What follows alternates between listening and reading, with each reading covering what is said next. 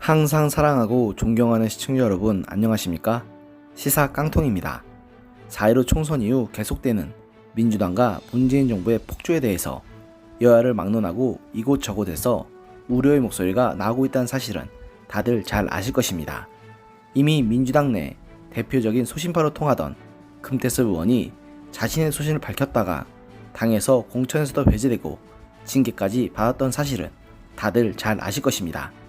그러나 이런 비판 기조가 비문 진영이나 비주류 내에서만 나오면 모를까 이른바 친노 친문 진영 내에서도 나오고 있습니다.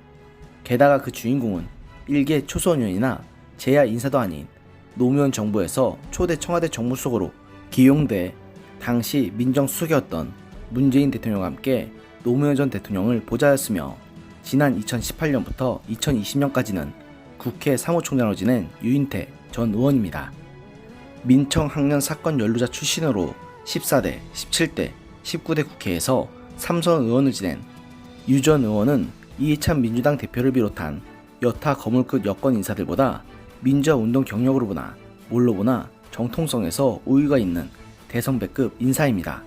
더구나 2010년 무렵엔 문 대통령의 대선 출마를 설득한 인연도 있는 데다 원래 눈치 보지 않고 할 말을 하는 성격에 지금 현실 정치에서 은퇴했기 때문에 진영 논리에서 상대적으로 자유로운지라 현재 정치권에서 문 대통령에게 직언할 수 있는 몇 안 되는 원로급 인사로 꼽힙니다. 사실 유 전 의원은 이미 문재인 정부 출범 직후부터 청와대를 향해 상당히 오만한 끼가 보인다며 쓴소리를 던졌던 인사이기도 합니다. 그러나 유 전 의원은 최근 청와대와 더불어민주당에 난조에 한층 더 심란한 표정을 지었다는데요. 19일 오전 국회 도서관에서 중앙일보 김정화 기자와 인터뷰를 가진 유 전 의원은 최근 문재인 대통령과 민주당의 지지율 하락하고 있는 원인이 무엇이라고 보느냐의 김 기자의 질문에 많은 사람들 말대로 부동산 대책이 안 먹히는 게 큰 원인일 텐데 개인적으론 국회의원 구성이 너무 여당 독점이었던 것도 문제였다고 본다. 여당이 조금 양보했으면 하는 아쉬움이 있다고 말하면서 너무 여당이 욕심을 부린 것이 화근이었다고 진단했습니다. 이에 김 기자가 민주당이 상임위원장을 독식한 게 결국 화를 불렀다는 거냐고 재차 묻자 유 전 의원은 말을 들어보니 미래통합당에서 주호영 원내대표는 타협할 생각도 있었다는데 김종인 비대위원장이 여당이 다 먹게 놔두라고 했다더라. 여당이 독주하는 모습을 보이는 게 야당이 유리하다고 계산한 것이다. 상대가 그런 전략으로 나오면 여당은 그걸 피하려고 해야지 얼씨구나 하고 다 받아먹으면 어떡하나. 1988년 이후에 한 당이 상임위원장을 다 가진 전례가 없다. 국민들에겐 오만하게 보일 수밖에 없다고 언성을 높였습니다. 이렇게 불편한 심기를 보이던 유 전 의원은 갑자기 추미애 장관 얘기도 꺼냈는데요. 유 의원은 국회에서 야당 의원이 추 장관에게 아들 휴가 특혜 문제를 질의했는데 사실대로 답변하면 국민들이 알아서 판단할 사안이다. 그런데 거기에 장관이 소설을 쓰시느라고 하면 어떡하나. 국회의원을 5선이나 했고 당 대표까지 했다는 사람이 소설 쓰신다고 하는 걸 보고 나도 기가 찼다. 나중에 윤호중 법사위원장이 사과할 기회까지 줬는데도 추 장관은 할 말이 없다고 하더라. 이런저런 일들이 켜켜이 쌓이면서 지지율 하락이 가져온 것으로 봐야 한다면서 추 장관을 향해 느꼈던 억하 심정을 그대로 털어놓았습니다. 많은 국민들이 추 장관이 오만하다고 느꼈는데 유 의원께서도 똑같이 생각하셨던 것 같습니다. 그러면서 유 의원은 정무수석의 4선 출신의 최재성 전 의원이 발탁된 것에도 탐탁찬화하며 최근 청와대 참모진의 인사에 대해서도 쓴소리를 했습니다. 정무수석인 한병도 의원을 제외하면 전부 3선 4선 중진 의원들인데 이들이 차관급 인사인 청와대 수석을 하는 건 별로 안 좋은 모양새이다. 이것이 아무래도 문재인 대통령의 트라우마에서 비롯된 문제 같다고 진단하며 과거 노무현 전 대통령은 당에 일절 관여를 안 했다. 그러다 보니 정권 말에 친노가 패족이 되면서 정동연 전 의원 등이 들고 일어나 여당이 대통령 등에 칼을 꽂았다.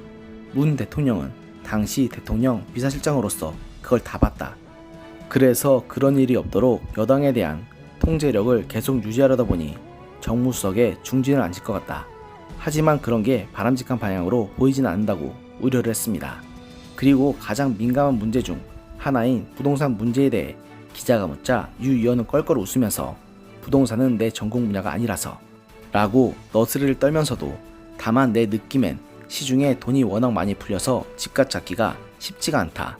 그렇다면 정부가 솔직히 그런 현실을 인정해야 하는데 대통령이나 총리나 장관들이 자꾸 쓸데없는 말을 해서 화를 더 자초하는 게 아닐까 싶다고 우려했고, 당이 열혈 지지층에만 끌려다니면 불안한 곳이라고 진단하며 통합당도 황교안 대표가 태극기 부대에 끌려다니다가 총선 결과가 저렇게 된 건 아닌가, 이쪽이고 저쪽이고 너무 열혈 지지층의 목소리만 나오는 것은 불안한 것이다라고 말하면서 민주당도 차기 지도부가 들어서면 조금 달라지지 않겠나 예상하며 마지막까지 미련을 드러냈습니다. 모 유 전 의원의 바램대로 민주당이 달라진다면야 두말할 나위 없이 반가운 일이겠지만 지금 상황에선 그럴 일을 바라는 건 매우 확률이 낮은 일 같아 안타깝습니다. 앞서도 말씀드렸지만 유인태 의원은 이해찬 대표나 박병석 의장보다 앞선 시대에 그 서슬퍼렀던 유신 독재 시절부터 민주화 운동에 앞장섰던 진성, 민주화 투사의 자타가 공인하는 민주당과 친노 친문 진영의 큰 어른 중 한 분입니다. 그런데 그런 원로급 인사조차 이런 상황에 우려를 표한다는 것은 누가 보더라도 큰 문제가 아니겠습니까?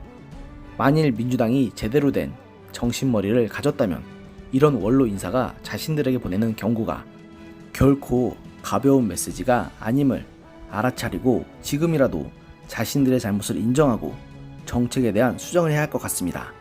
그런데 그런 유 의원의 충고를 들었는지 안 들었는지는 몰라도 그저 문 대통령과 현 정권을 옹호하고 정권을 재창출할 욕심에만 눈이 먼 당권 주자들을 비롯한 민주당 구성원 전체는 그야말로 통합당을 욕할 자격이 하나도 없다는 생각을 지울 수가 없습니다.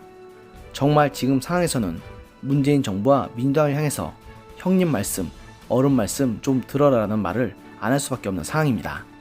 지금 유 의원이 느끼는 것은 비단 유 의원 개인만이 아닌 대부분의 국민들이 공감하고 또 박수를 보내는 내용입니다. 그리고 그런 국민들 대부분이 이제라도 민주당이 정신 좀 차리고 민생을 돌보고 자신들의 과오를 인정하며 좀 더 올바른 방향으로 국정을 이끌기를 바라는 평범한 소시민들일 것입니다. 유 의원은 평생을 몸담았던 민주당이 이렇게 폭주로 망가지는 꼴을 보다 못해 작심하고 쓴소리를 했을 텐데 그러거나 말거나 폭주하는 민주당에게 과연 미래가 있을까요? 집안 어른들 쓴소리를 들은 채 많지 않은 어린 친구들이 어떻게 되었는가를 생각해보면 참으로 안타까운 미래가 눈에 보이는 듯합니다. 오늘의 영상은 여기까지였습니다. 들어주셔서 감사합니다.